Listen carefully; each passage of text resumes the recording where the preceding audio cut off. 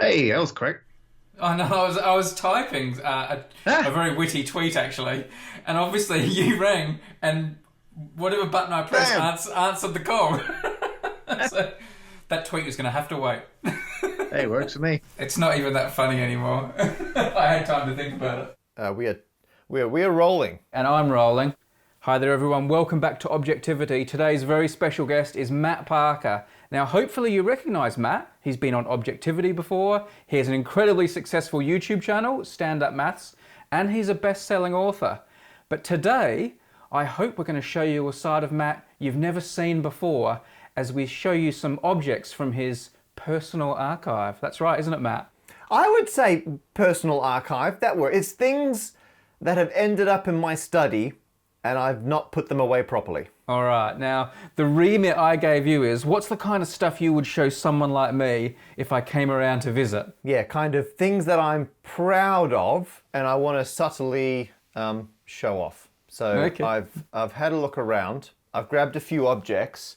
I've taken a request you put in, and I think everything is within reach. Shall we start with my request? Because I have had the pleasure of visiting your place before, and there was one thing that certainly caught my eye, and I was desperate for people to see it. It's the one thing in a display case. Everything else is just on a shelf or sitting around.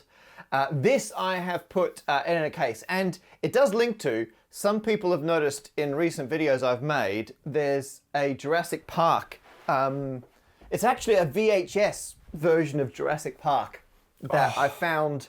I found it in the US in near mint condition. Nice. Original release VHS of Jurassic Park, and it cost me $1. You know, I had a VHS Jurassic Park. I got one from the video store. You know, when a film first comes out and they have 1,000 of them, and then it becomes less popular and they have to sell off their VHSs. I bought mine from a video store. Smart. Because I remember hiring this from a VHS. I had obviously the one that in Australia. This is the US one. Like in the 90s. And it was just absolutely incredible. Whereas this one, the guy could, it was $2 for $1. And I was like, I just want one. He's like, no, but it's $2 for $1. So I eventually convinced them, I just want this one and I'm happy to pay $1 for it. All right. So I got that, but it's... You got one for the price of two. Exactly. And I had to negotiate him up to that. So anyway, I've always been a huge fan of Jurassic Park. It's I don't have a favorite film, but if I did it, I think it would be Jurassic Park. And you and I both enjoy collecting ridiculous things. So I always wanted to own a prop from a film. So I many years ago, I did some uncredited, I think, TV writing work, and I decided to take it on so I could spend some of the money on something ridiculous that I otherwise wouldn't buy. And so, you know what, I'm going to pan you over. I think it's probably safest. All right. There it is. That is a T-Rex toe. So in Jurassic Park, the original from the early 90s, there's a big T-Rex skeleton in the lobby. That is one of the toes off the skeleton from the lobby. I bought it at auction. Like it says, some damage from when the Velociraptor was thrown into it. Yeah.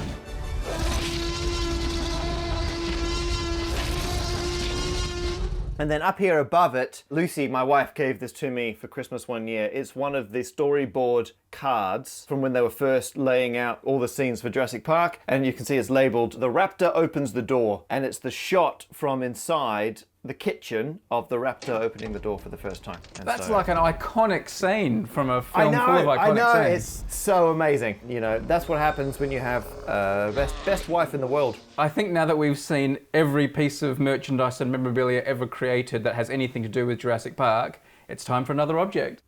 Okay, so up next I have this. You can see it's got IBM written on it, on there. This is 1 bit. I was visiting Adam Savage of Mythbusters fame over in the States. He had a rack of these, like 8 of them, had a whole bite. And I was like, hey, nice bite. And he's like, oh, I think I've got some spare ones. And so he rummaged around in a cupboard and he's like, here, you can have a bit. This is a single bit, like a 1 or a 0. This is a vacuum tube from an IBM computer from the 1940s. What I love about this is now computing, you don't get to see the bits, right? So everything is so tiny, you can't actually see what's going on. Whereas back in the day, you can see the resistors on it. It's been soldered by hand. This is back when a computer was handcrafted. And so all of computing, we know it's all ones and zeros, but you never see the ones and zeros. There, that is a 1 or 0.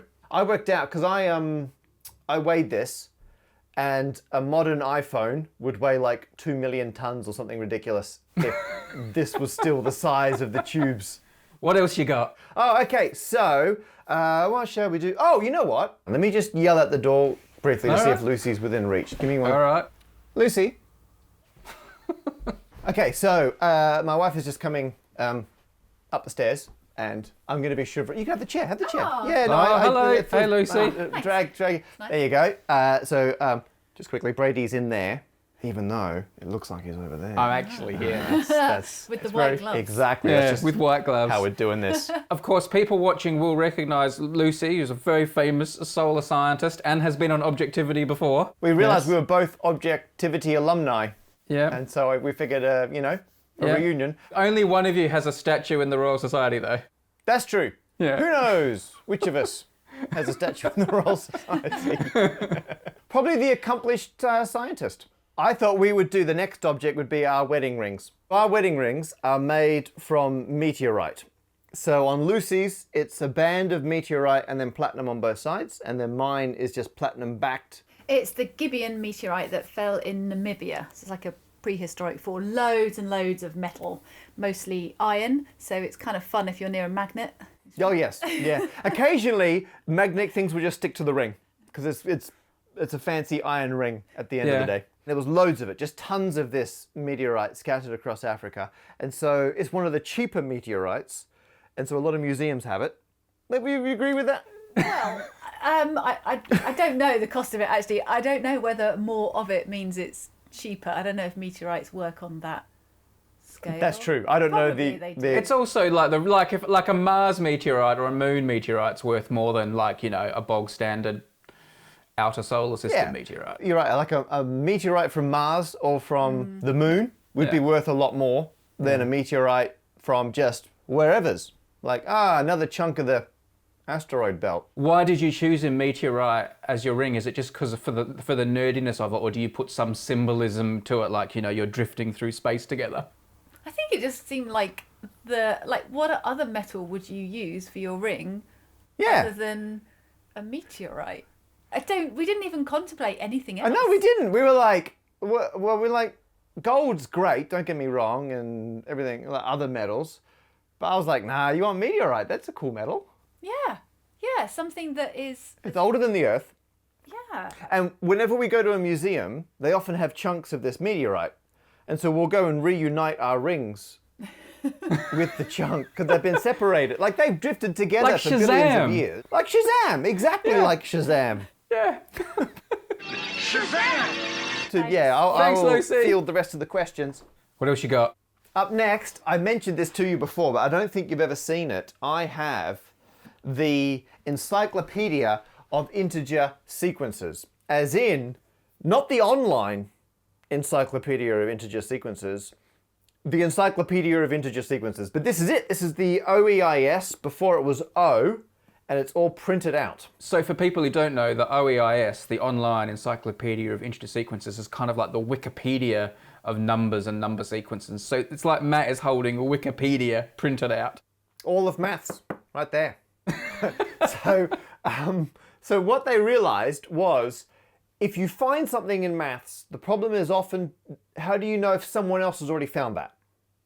And everything in maths appears in different forms. Like you'll see a pattern, but you may have found it in a totally different situation to someone else. But it could be the same underlying mathematics. And they realized pretty much every pattern somehow has a sequence of numbers associated with it. And so they figured if they put every sequence of numbers ever discovered together, you could just look up a pattern. Like you get a pattern and you think, what's the most obvious sequence of numbers? And then you look it up and you see if anyone else has done it before you. And so all this book is just page after page of sequences of numbers.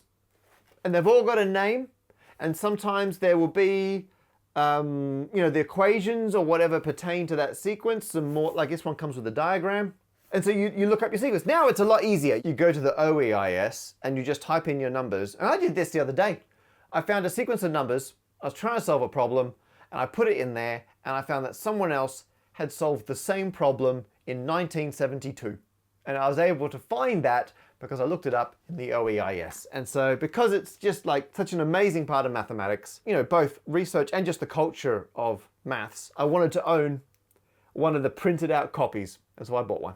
That is lovely. Now, speaking of hard-covered, printed-out books... Nice segue. Let me see what else I've got at random. Oh my goodness! Oh, what have you got there?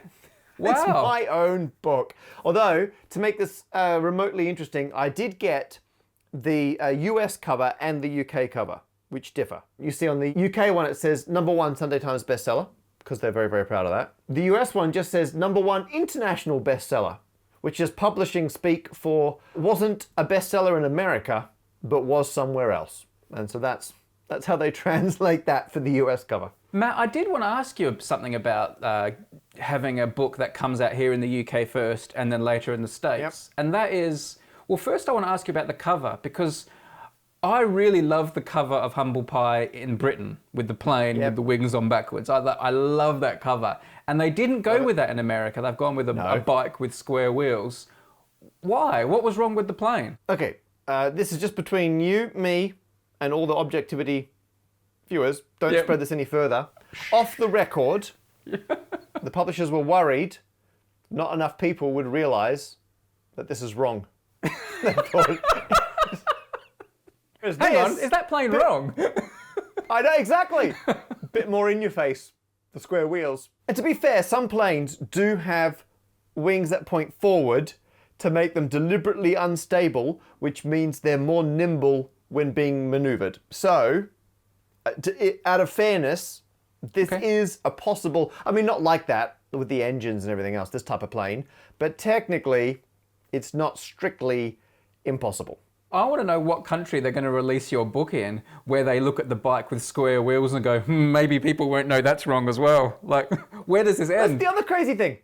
In my first book, I talk about how you can have a bike with square wheels depending on the surface you're riding on. So this is more plausible than this, ironically. All right, then. And do they make any other changes to the book when they're releasing it here in the UK and over in the States? Yeah, so they go through, this has math instead of maths. So it has far fewer S's, it's got more Z's, and they added an extra section. So if you ever get the US edition, you will have something that you don't get in the UK edition. It's to do with the page numbers. So the page numbers, for anyone who's got this, they start on page 314 and then they go down.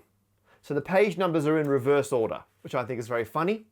And it matches like programming mistakes where you increment a number down to keep track of time, and then the page numbers crash at the end of the book. They roll over into the 4 billions, which I think is very funny.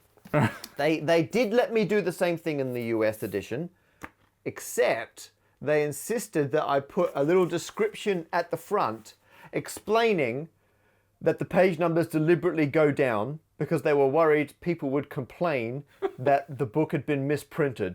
And so I'm providing no additional comment. I'm just stating the facts. The US edition had to have a disclaimer that the numbers go down deliberately, whereas every other country has not. This is like doing a comedy routine, but before you start the routine, you come out on stage and just go through why all the punchlines are funny. I'm going to hand out some notes. Take one, pass them along. It's got all the background reading required for why all the jokes are going to be hilarious. All right then, well, Matt, thank you for showing us some of your objects. Go and check out Matt's YouTube channel, Stand Up Maths. Buy the books. There'll be links in the description. Humble Pie is the latest one. It's excellent. See? Look, I'm not making it up. I love this book. There you go, see? Look at him. Superman, thank you very much. My pleasure. So he's pointing out the mistakes that were in the Julian calendar, which England was still trying to use, and saying we should switch over to the superior Gregorian calendar. And this was what, 1750? 1750. And 2 years later, they had the Reform Act, and they changed the calendar. They skipped a bunch of days, and we've been Gregorian ever since. So this is another Parker before you pointing out historic mistakes and calling for change. This is the original Humble Pie. Wow. That's so good.